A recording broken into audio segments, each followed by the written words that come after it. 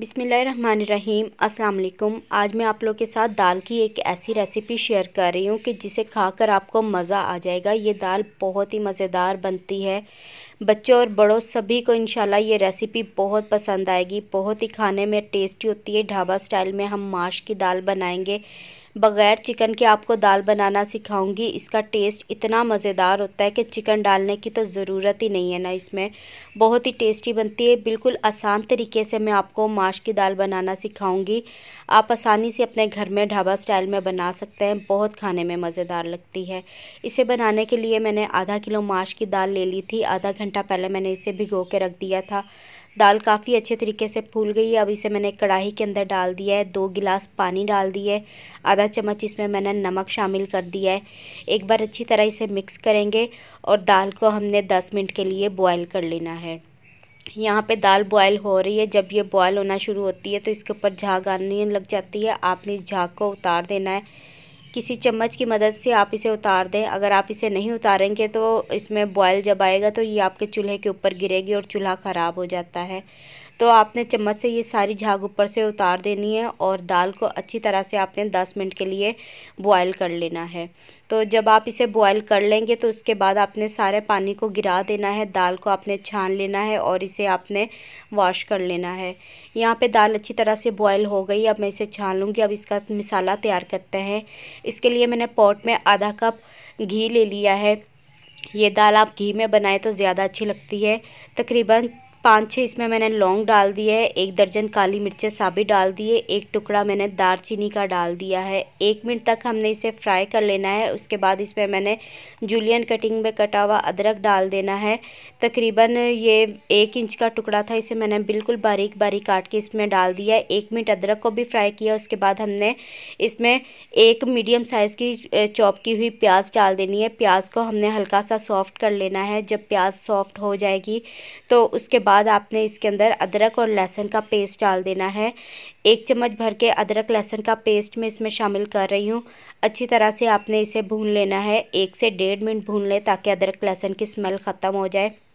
अब 3 कटी हुई बारीक सब्ज़ मिर्चें इसमें डाल दूँगी। लंबाई में मैंने सब्ज़ मिर्चों को काटा है बारीक बारीक। अच्छी तरह इसे भी हमने आधे मिनट तक फ्राई कर लेना है। उसके बाद मैंने यहाँ पे 4 टमाटर लिए थे। टमाटरों का मैंने पेस्ट बनाया है। ये इसमें शामिल करेंगे। अच्छी तरह इसे हमने मिक्स कर लेना है और इसके बाद हम इसमें मिसाले ऐड करेंगे। तो अब मिसाले इसमें शामिल कर देंगे।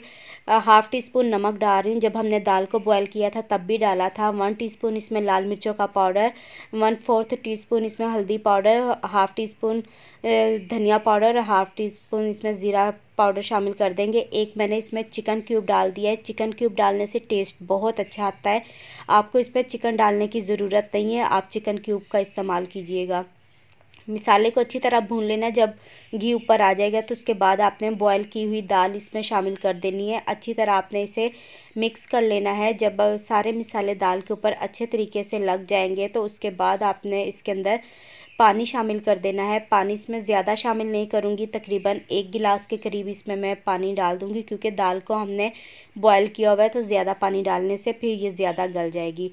यहाँ पे मैंने इसमें पानी डाल दिया है। अब इसमें हमने सब्ज़ धनिया डाल देना है। बारीक कटा हुआ सब्ज़ धनिया इसमें डाल दूँगी और अब इसके अंदर हमने 1 चम्मच गरम मसाला डाल देना है। गरम मसाला डालने से दाल का टेस्ट बहुत अच्छा आता है। और अब इसे हम 10 मिनट का दम लगा देंगे और जब तक कि दाल मुकम्मल कुक हो जाएगी, सारा पानी भी ड्राई हो जाएगा।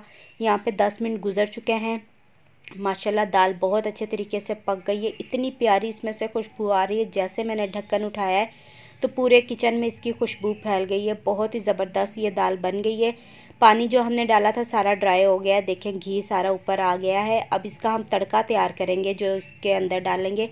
इसके लिए हमने 1 चम्मच फिर से घी ले लेना है। घी को आपने मेल्ट कर लेना है। अब इसके अंदर आधा चम्मच साबित ज़ीरा डाल देंगे और यहाँ पे तड़का मिर्चें मैंने ली है तकरीबन 6-7 ले ली है और आधा चम्मच इसमें कश्मीरी लाल मिर्च डालेंगे। कश्मीरी लाल मिर्च डालने से कलर बहुत अच्छा आता है तड़के का, तो इसलिए आप यही इस्तेमाल करें। अगर आपके पास नहीं है तो फिर आप जो नॉर्मल मिर्च होती है घर में इस्तेमाल करते हैं आप वो ले सकते हैं। ये डालने के बाद आपने 1 मिनट इसे पकाना है। तड़का तैयार हो गया। इसे हमने दाल के अंदर डाल देना है और अब इसमें दोबारा से मैं जूलियन कटिंग में कटा हुआ अदरक डाल दूँगी और अगर धनिया वगैरह भी आप डालना चाहें तो डाल सकते हैं। अच्छी तरह आपने इसे मिक्स कर लेना है। मिक्स करने के बाद बहुत मज़ेदार ढाबा स्टाइल में हमारी माश की दाल तैयार हो चुकी है। अब इसे हम डिश आउट करते हैं, तो इसे मैं प्लेट में निकाल लेती हूँ। माशाल्लाह बहुत ज़बरदस्त बनी है, बहुत ही टेस्टी बनी है। आप इसे गर्मा गर्म तंदूर की रोटी के साथ खा सकते हैं, खाने में बहुत ही टेस्टी है। अब इसे हम थोड़ा सा गार्निश करेंगे, इसके ऊपर सब्ज़ मिर्चें कटी हुई डाल देंगे, थोड़ा सा इसमें अदरक और शामिल करेंगे और इसके ऊपर थोड़ा सा हमने धनिया डाल देना है। तो साथ में आप लीमू का इस्तेमाल करें, इसके ऊपर लीमू छिड़क कर आप खाएं, बहुत ही टेस्टी चटपटी सी दाल बन जाती है। तो ये थी आसान सी ढाबा स्टाइल में माश की दाल की रेसिपी। उम्मीद करती हूँ आपको रेसिपी अच्छी लगी होगी। वीडियो अच्छी लगे तो लाइक करें, चैनल पर न्यू है चैनल को सब्सक्राइब करें। मिलते हैं किसी न्यू वीडियो में, तब तक के लिए अल्लाह हाफिज़।